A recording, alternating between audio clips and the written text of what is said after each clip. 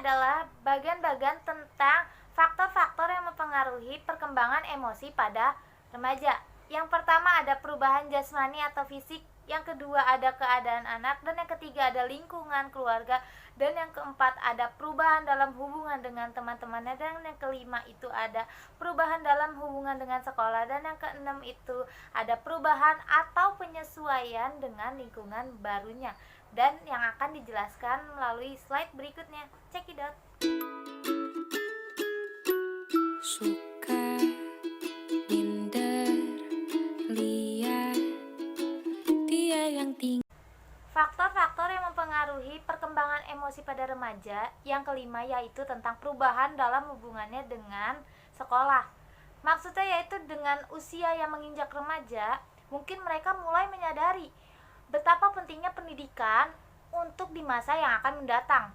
Hal ini sedikit banyak dapat menyebabkan kecemasan sendiri bagi para remaja. Lebih lanjut berkaitan dengan apa yang akan mereka lakukan setelah lulus dari pendidikannya. Dan yang keenam ada perubahan atau penyesuaian dengan lingkungan baru. Yang pertama yaitu perubahan yang radikal, menyebabkan perubahan terhadap pola kehidupannya. Dan yang kedua adanya harapan sosial untuk perilaku yang lebih matang.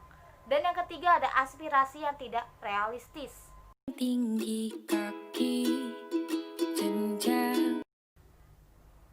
Masalah yang terkait dengan perkembangan sosial remaja. Yang pertama ada peniruan buta terhadap teman sebaya. Dan yang kedua ada perasaan yang tidak jelas terhadap dirinya dan orang lain. Dan yang ketiga kurang dapat mengendalikan diri dari rasa marah dan sikap permusuhannya terhadap orang-orang yang ada di sekitarnya. Dan yang keempat ada sikap yang agresif dan sangat yakin pada diri sendiri. Dan yang kelima ada perilaku sosial ditandai dengan perilaku yang menonjolkan diri yang mengganggu orang lain.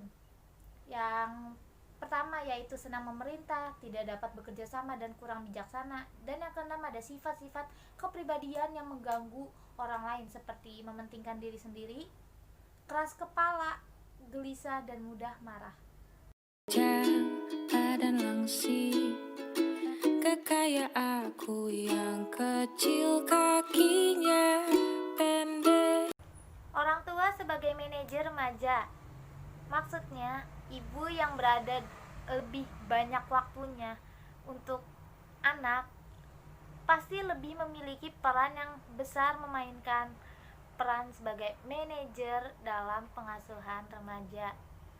Maksudnya yaitu dalam memonitoringkan atau supervisi pilihan dalam settingan sosial, aktivitas, dan persahabatan serta usaha-usaha dalam akademisnya. Persahabatan, kesediaan remaja untuk membuka diri terkait dengan sikap responsif orang tua ke pengasuhan orang tua, lalu otoritatif. Mereka akan membukakan diri dan banyak menceritakan sesuatu atau kejadian yang ia rasakan kepada orang tuanya. Resiko konflik remaja dengan orang tuanya. Remaja juga bisa berkonflik dan berseteru dengan orang tuanya.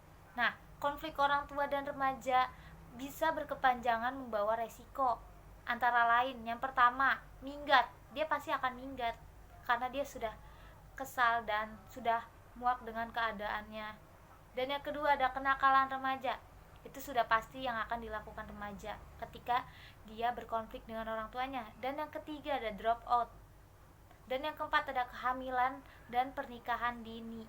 Dan yang kelima ada keanggotaan pada kelompok kultus.